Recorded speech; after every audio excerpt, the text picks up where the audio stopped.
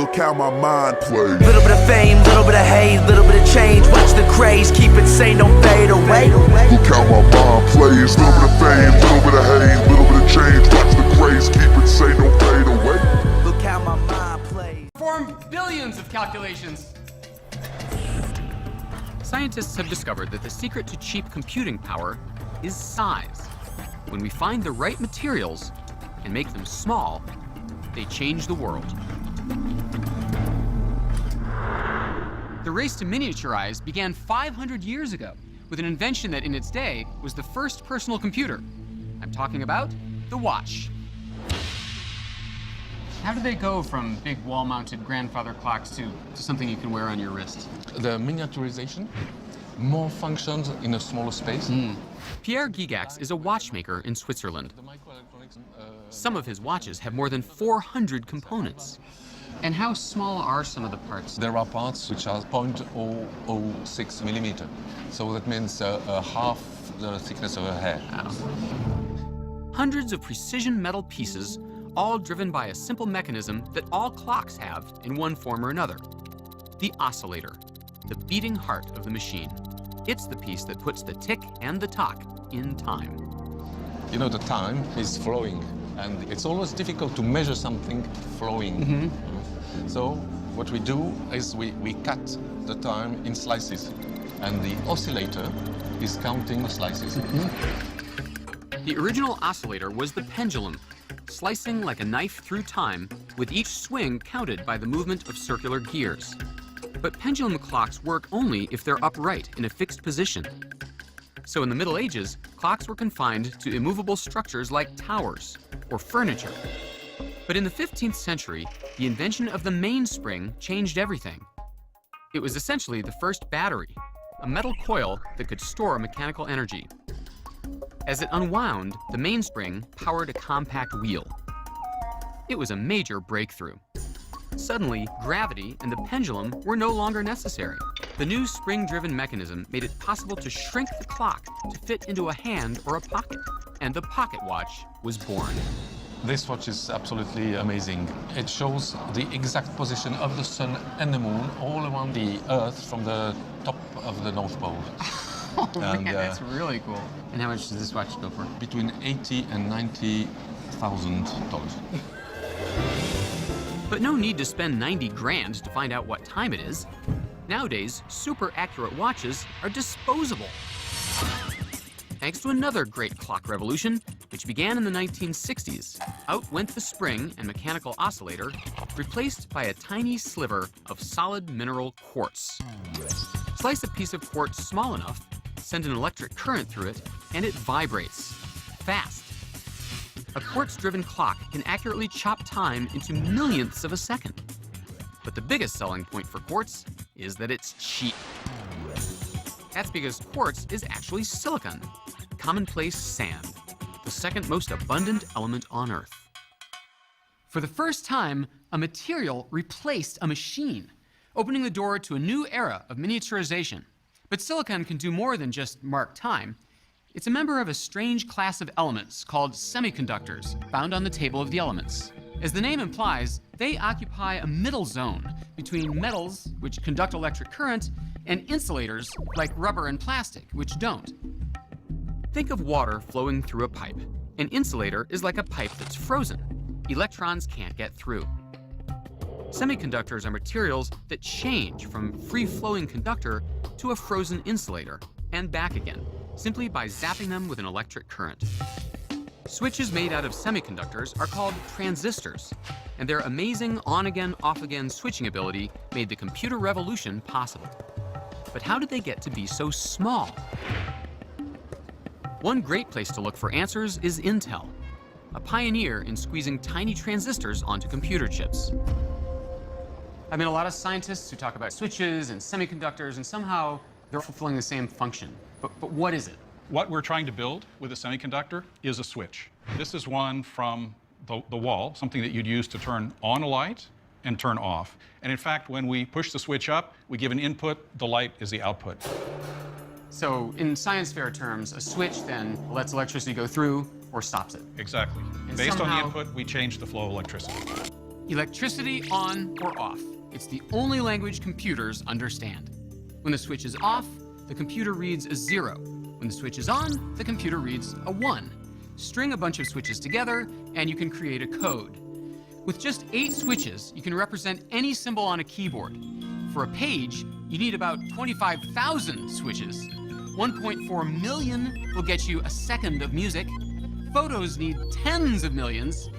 And videos, we're talking about tens of billions. The more switches, the more power. The story of the computer revolution is the story of the shrinking switch. Early computers used mechanical relays and vacuum tubes as switches. Building a machine with just a few thousand took up rooms of space. But the silicon transistor changed all that. Because it's a material, not a machine, it's easy to shrink. Well, the exciting part about silicon transistors is we're actually using the atomic properties of the silicon. So rather than actually having to craft something to build the switch, to build the pieces, to build the spring, I actually, by doing some smart engineering, can get the electrons to flow by using the properties of the atom. And we brought some material to illustrate that. What we have here. Happen to have a hunk of cheese lying around the A lab? hunk of cheese. So think of this as the silicon material. I can actually take a slice of that silicon, and I can use the atomic properties of this slice to build those transistors. Ladies and gentlemen, the Pentium Cesium 5. I understand it works really well with the computer mouse. You can use that. All right, so you're saying that one beauty of silicon is that you can cut it in half, and it's still silicon. And you could slice it again, smaller and smaller and smaller, but it still does just as good a job of passing along the ones and zeros. Absolutely. And I can use those material properties until I get down to the size of only a few atoms of silicon. Wow. Which is not something you could do to make mechanical switches smaller, right? Like if I wanted to make this smaller, you know, I can't just go like this. You know, I can have a smaller one. Clearly, this is not going to be a smaller good switch. Right. But this is silicon.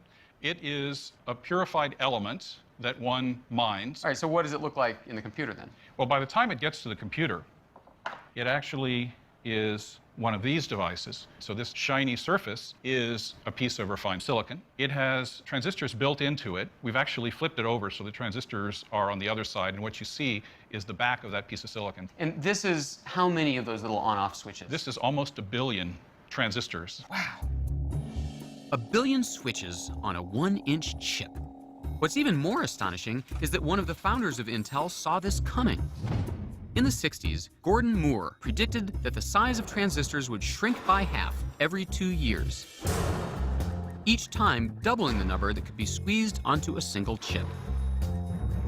This idea is known as Moore's Law, and it has proved to be incredibly accurate. But now, 50 years later, Moore's Law may finally be running out of steam. The transistors that power our stuff are about as small as they can get, unless scientists can come up with a new way of packing them ever more tightly together. To see one of those possible solutions, I've crossed the country to visit the IBM Research and Development Kitchen. So this is Moore's Law of Italian cooking. That's right. What we're going to do is explain why it's so important to get the transistors smaller and smaller. Francis has a pretty appetizing way of visualizing this law and its limitations. Like pepperoni slices, the transistors on a silicon chip are flat. Okay, so here's our Silicon wafer. silicon wafer. Now, these are the old-fashioned transistors. They're much larger, and you can see that you can't put that many onto each wafer. So this would be a 1960 iPod. I think so, yes. This would be a 60s type of thing. So let's take off these old transistors and replace them with some new transistors. Oh, these are much smaller. Yes, these new transistors are much smaller. Technology has marched on. That's right. It's Moore's Law in action. So in other words, all we have to do is make the transistors smaller every year forever, and our gadgets will always be more powerful and more compact. That would be wonderful, but we can't make our pepperoni slices much smaller than this. And these transistors are now packed together about as close as we can get them. The pizza party can't go on forever. There's a limit to how small you can shrink the transistors. If you reduce the surface area of a transistor too much and place it too close to its neighbor, electricity starts to leak, causing a short circuit. Not good. We've run out of area, so there's only one way to go, and that's upwards. Slim Jims? That's right. This is a vertical transistor. Instead of having flatter, smaller transistors, we go in the other direction. Excuse me? Vertical transistors? Vertical transistors. With And little toothpicks on the bottom. That's just for demonstration Oh, purposes.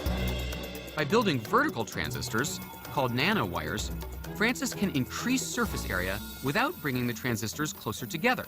So, no short circuit. Ingenious. So this is what you're doing at IBM. You're That's making right. these? They're called nanowires.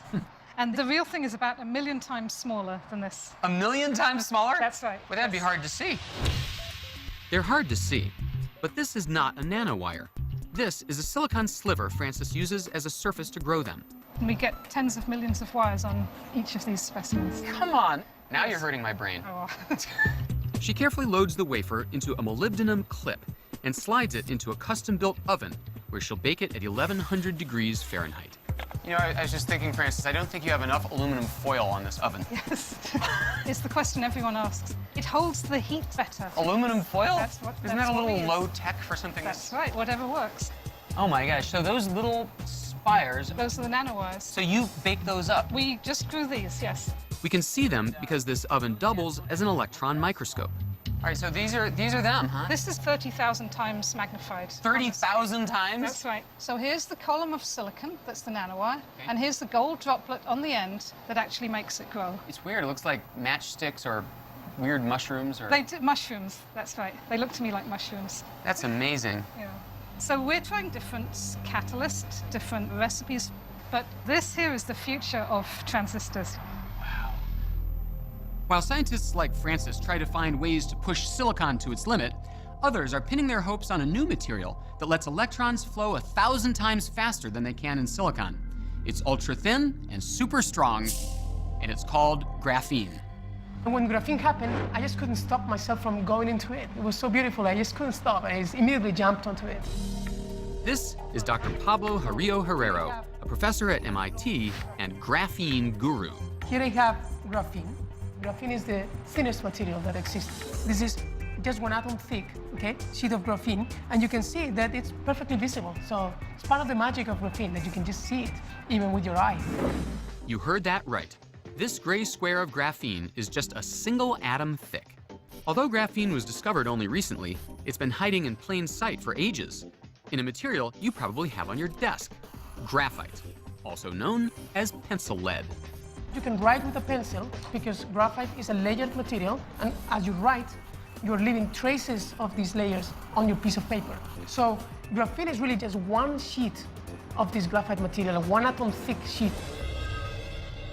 That makes graphene an ideal conductor. At only 1 atom thick, there's nothing to restrict free electrons, which flow across the surface of the material like water across flat ice. Graphene is a very special conductor, it's the best conductor, and we're now studying those properties and learning how fantastic this material is. And scientists have also figured out how to make transistors out of graphene, giving it the ability to speak the language that electronics and computers understand.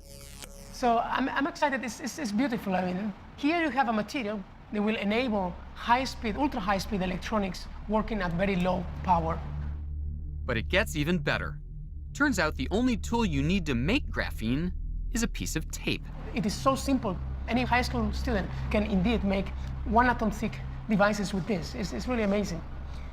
That Scotch tape is going to be folded into 2, and then when we separate the tape, this graphite naturally exfoliates in 2 pieces. Then we're going to fold it again. It will split into 4 pieces, then 8. Do it again and again, making the piece of graphite thinner and thinner and thinner, basically until we cover the entire tape with graphite. We're then going to take a silicon chip, deposit it on top of the tape, and what we're hoping is that the graphite pieces which are on the tape are going to get in intimate contact with the silicon. So when you remove the chip and you look then with the optical microscope, you can see that 1 atom thick material, and that's graphene. Graphene promises to make the impossible possible, letting electrons move across its surface at virtually the speed of light and generating almost no heat. In fact, graphene is such a revolutionary material that in 2010, a mere 6 years after its discovery, the two Russian scientists who first made it received the Nobel Prize in Physics. The computer chips of tomorrow could be a quantum leap forward. Computers with nearly limitless processing power. Every book ever written stored on a tiny chip. A highway system so smart it could control millions of cars without a single accident. And it's not just about our gadgets, it's about us. While the electronics story continues to unfold in amazing ways, the story is beginning all over again with a materials revolution in medicine. It's not a new idea. Remember this? Phase 1 calls for miniaturizing a submarine and injecting it into the carotid artery. Stand by. Fantastic Voyage. It was the sci-fi smash of 1966. Phase 1. Phase 1. Scientists shrink a team of doctors and send them into a sick man's body on a mission to cure him. All stations, stand by. Tracking pulse. Inject. Today, as our devices get smaller and smaller, Fantastic Voyage is beginning to look like prophecy. The kind of thing that can change lives. Hi, Courtney. How are Hi, you? Dr. Mishkin. How are you? Good. Yourself? I'm good, thank you. Today, Courtney will be taking a pill. But it's not just any pill. It's a miniaturized camera. This capsule is a miniaturized camera. Every time it blinks, it's actually taking a picture. Oh. It's acquiring images at a rate of 2 frames per second. Okay. And what I'm going to get you to do is actually to swallow the capsule. Okay. And as the capsule goes through the GI tract, it's going to be taking pictures of what's going on inside. Wow. It's called the pill cam, and it travels through the body just like a piece of food, taking 55,000 pictures over the course of 8 hours. Why don't we actually put it inside your hand? Pictures that can provide a diagnosis that once would have required surgery. Right, so as you move it around, we can actually see the folds of your hands with excellent magnification. So once we actually go ahead and ingest the capsule, it's going to give us that same magnification of what's going on inside. Wow. That's really cool. It actually has a wireless transmitter that's going to transmit the images to the data recorder that you're wearing over the course of the day. And I'm going to download the images and be able to look at them and analyze exactly what's going on. Okay. The pill cam is made of an inert plastic that doesn't create a toxic response in the body. Inside is a mini catalog of the electronics industry. A tiny video camera and flash, a radio transmitter, a battery, and of course, a computer chip to drive it all. 25 years ago, all of those components would have taken up a cubic yard of space. Today, it all fits inside a 1-inch capsule that weighs only a fraction of an ounce. So let's go ahead and ingest it. Okay. Ready? Into your mouth. Give you a glass of water. So now I see your teeth. And go ahead. Down the hatch. Okay, great.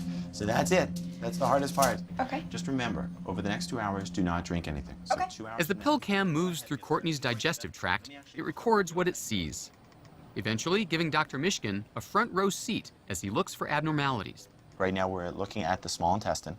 It's able to see 360 degrees, such that it's like looking down a gun barrel.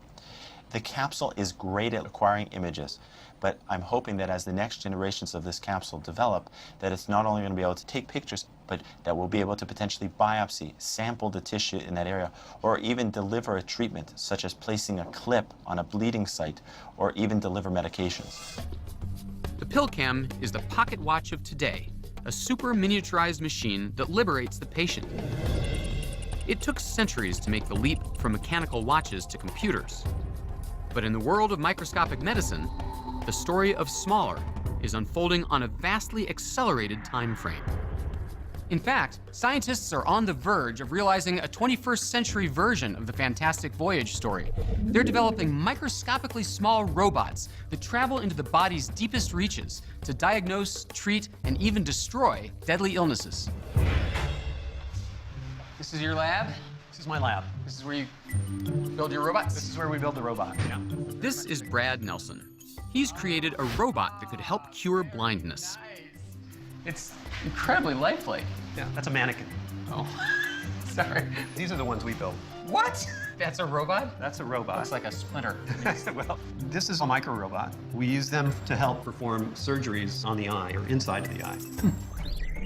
The device is only 1/100th of an inch wide, small enough to fit into the needle of a syringe, like the tiny sub in Fantastic Voyage. But the similarity ends there. This unmanned device is designed to treat a type of blindness caused by blocked blood vessels in the retina, the tissue where images are formed. The robot delivers an extremely small dose of medicine to restore blood flow and vision. That makes me think that this little tiny thing has batteries and little propellers and some kind of knowledge to know where to go in the eye. I have a hard time believing that. That's right. So the way we energize this is we use externally generated electromagnetic fields. So basically, it's a magnet. To make the device small enough, Brad had to abandon the idea that robots have to be mechanical. Copper-colored thing here. Instead, he focused on finding a material that would let him eliminate bulky moving parts. He chose two elements, samarium and cobalt. Combined, they form a material highly sensitive to magnetic fields, which means that Brad can direct the movement of the robot without touching it.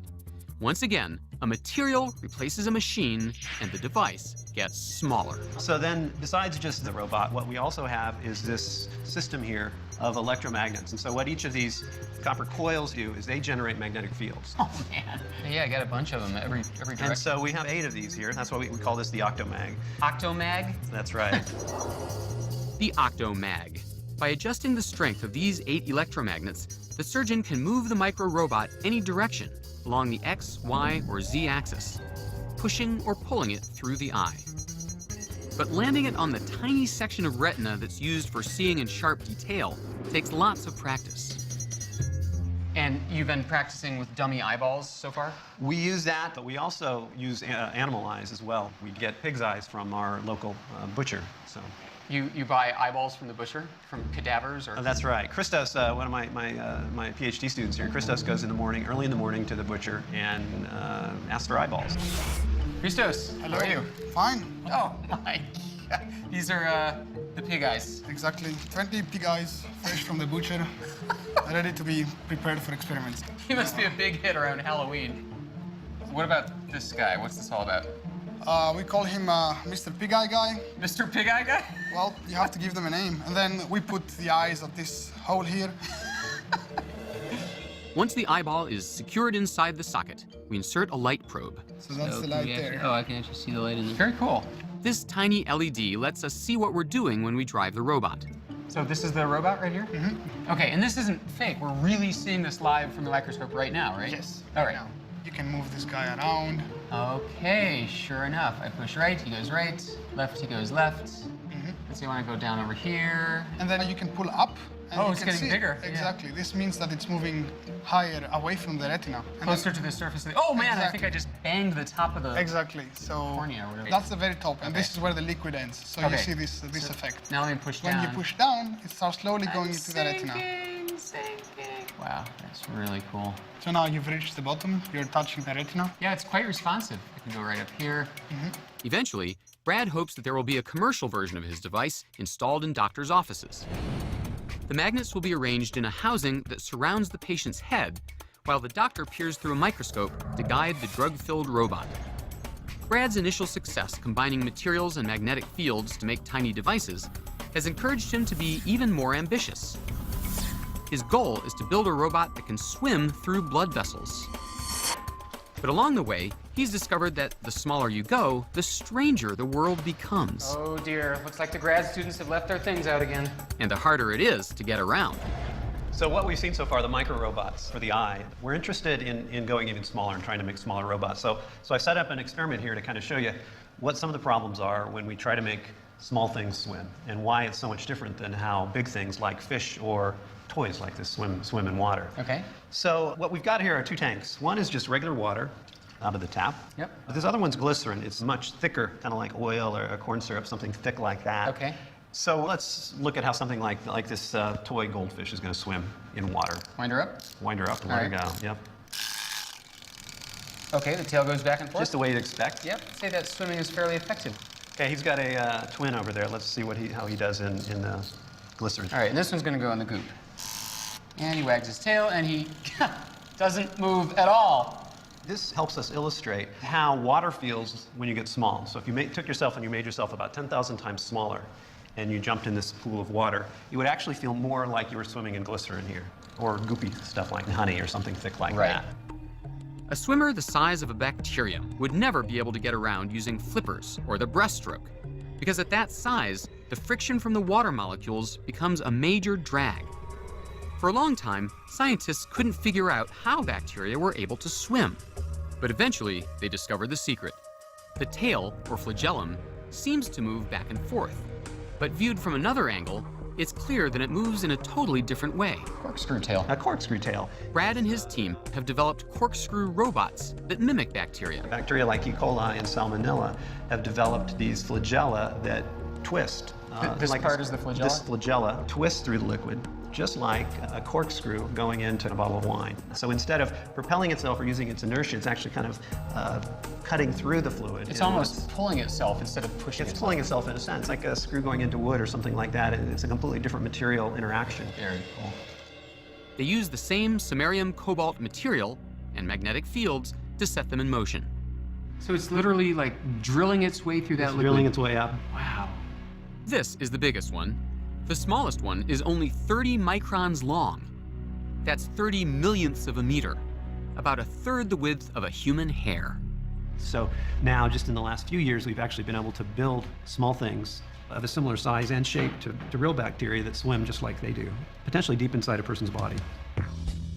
The magnet-driven robots in Brad's lab, the iBot, the FlagellaBot, and even a soccer-playing robot that his students created, are each no bigger than a dust speck.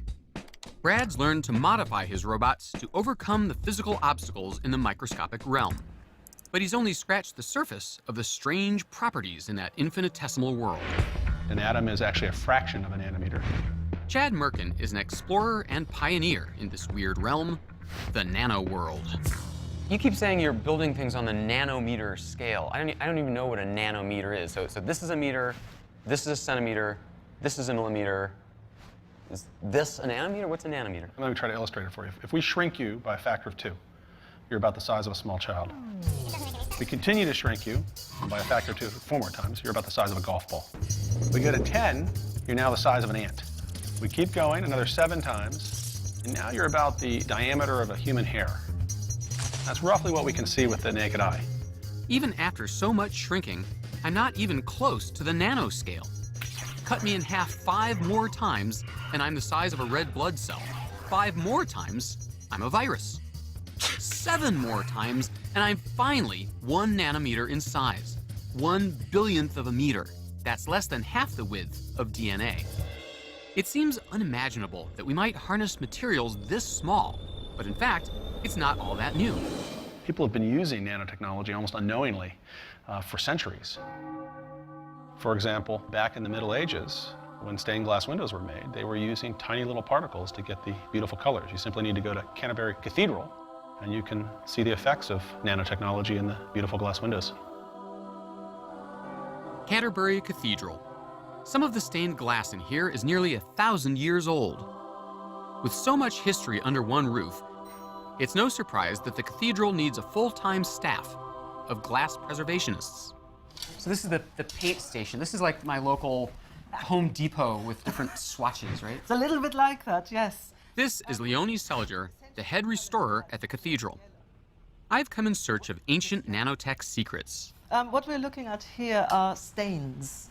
The stain gets fired, so it's like a pottery glaze. It's fused onto the surface of the glass. Okay. The trouble is that you don't just paint a yellow color on glass and you know how deep and how rich it is. You have to use a chemical process. So to make yellow, you mix silver with clay.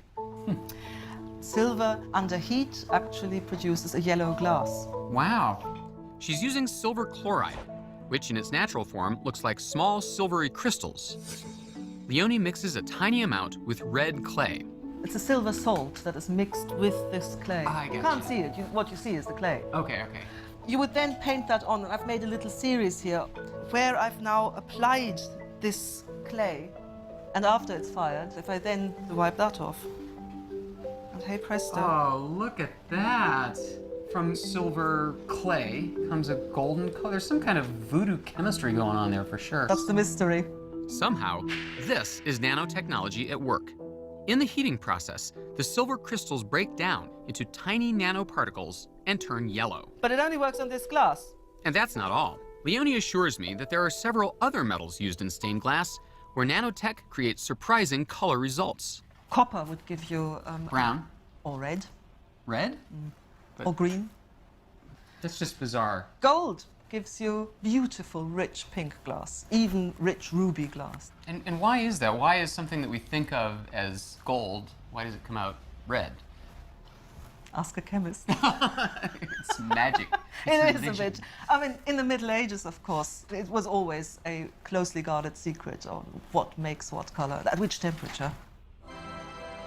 When artists first learned how to change the colors of metals, it must have seemed like alchemy. But in fact, it had something to do with changes at the smallest possible scale. I want to get to the bottom of that mystery. So this is your inventory here? This is our stock.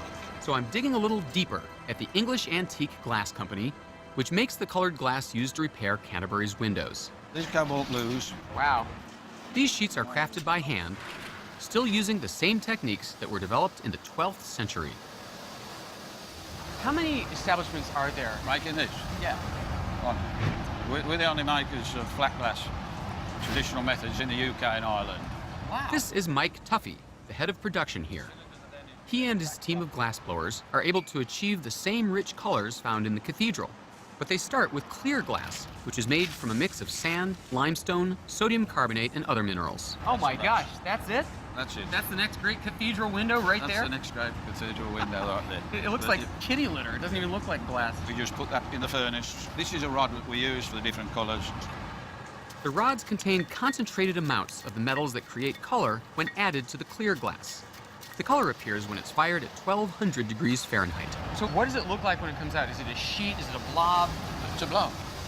The journey from molten blob to colored glass is an intricate process of shaping, blowing, and refiring, resulting in a glass cylinder called a muff. It's this heating and cooling process that creates the final color, thanks to the action of the metal nanoparticles. You slit it, and then you have a flattening machine that uncurls it? That's it. That's a gold pink muff. There's gold dust in there? Yes. But it doesn't look gold, it looks pinkish. No, gold gives you pink. Gold gives you pink? Gold gives you pink. Why would that be? No, you would need to talk to a chemist on that. I plan to do that. Same answer. I'm 0 for 2 with the stained glass people. So I went to Canterbury Cathedral, and I actually spoke to the guy who makes the glass and the lady who does the repairs on those windows, and they said, sure enough, they add gold to the glass to make it red. It doesn't make any sense. And you know what they told me? We have no clue. But you're the scientist, man. You should be able to explain why gold makes red. Well, it turns out if you can control the size of a gold particle, if you can shrink it to this nanometer length scale, you have completely different optical properties. Gold's no longer gold when taken to the 13 nanometer size. It's ruby red in color. When light rays hit a colored material, some colors are absorbed and some are reflected. That's why roses are red and violets are blue. Many metals, like gold and silver, reflect most of the color's invisible light, which is why they can be polished to shine like mirrors. But when a particle of gold is made very small, below 100 nanometers, 100 billionths of a meter, the particle begins to absorb shorter wavelengths of light toward the blue end of the spectrum.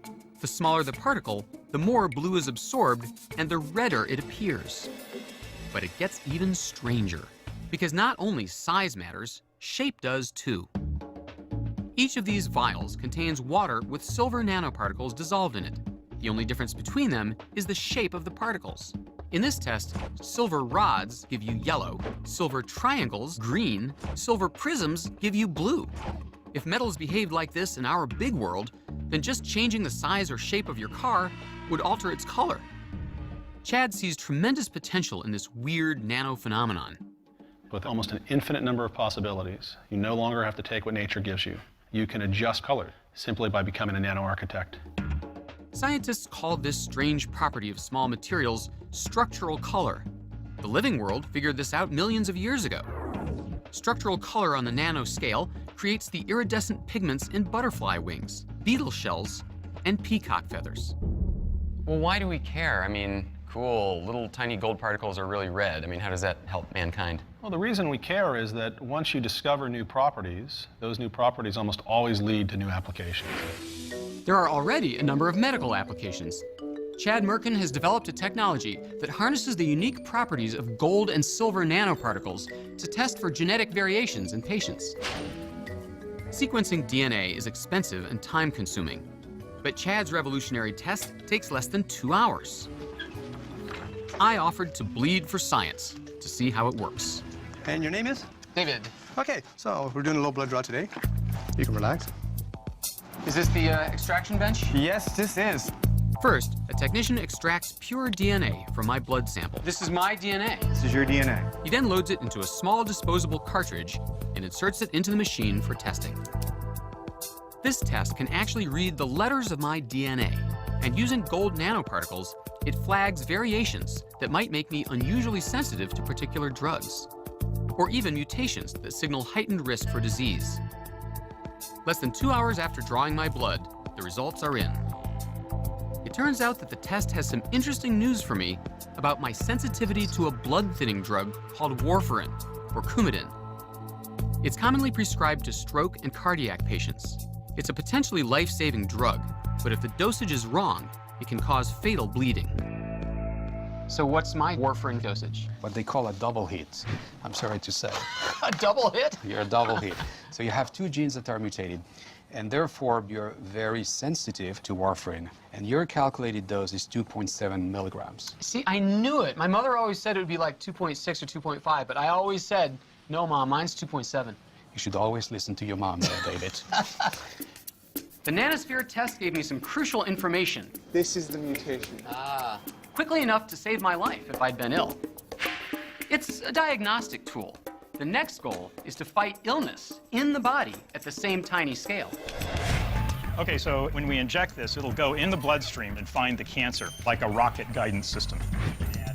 Sam Wickline has invented a nano device that's smaller than a virus. Engineered atom by atom, his hunter-killer robots are designed to travel by the billions in the bloodstream. They're pre-programmed by a doctor to seek out specific types of cancer cells and then destroy them, with none of the side effects associated with current drug therapies. It's the ultimate fantastic voyage dream, and it's borrowing a page from these little guys. Wow. See here? Now. Whoa. This is full of honey. See, there's probably 35 pounds of honey in that. Oh my God. Yeah, in fact, I'll take it out and show you. He's brought me to meet beekeeper Ted Jansen to get a close-up look at the inspiration behind the science. Now, see, here's one that's already stung me. See? What? But aren't you going to say ow or something? No, that, see Oh there. my gosh. See, that's the little venom sac that they leave. It's not the stinger that hurts you, it's the venom going in you. A bee sting may seem like a minor irritation, but actually the venom is extremely toxic to cells. Immediately when you get it out of there, the pain stops. So why would it have been bad for you to just pluck it out? Because you squeeze the sac and squeeze all the venom in. Oh, I see, I see. Okay. So, Sam, you're not here to see how they make honey. No, we like the bees because they make a toxin. The toxin is melatonin, and we use it to specifically treat cancers. Bee venom is a cancer drug? Yes, bee venom is an excellent cancer drug. It's been known for quite some time, but the problem is how to deliver it. Melatonin is not being used yet to fight cancer because it will destroy any cell it bumps into, including healthy ones. But realizing its potential, Sam set out to engineer a nanoscale robot to carry the toxin safely through the body and release it only when it finds its target. Not surprisingly, he calls his invention nanobees. Each nanobee has 3 parts. So what we've got here is a model of... Sam explains with a simple demonstration of how they fit together. This basically is a sphere of carbon and fluorine atoms that forms the carrier for that melatonin. The center of the nanobee is a nanoparticle constructed out of several thousand carbon and fluorine atoms arranged in a spherical cluster less than 300 nanometers in diameter. And then we have a coating on that, which is a fatty kind of a coating.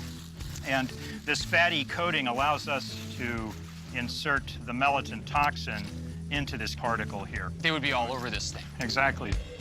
This outer layer holds the deadly bee poison in place. It's like a holster that keeps a gun safe until it's drawn.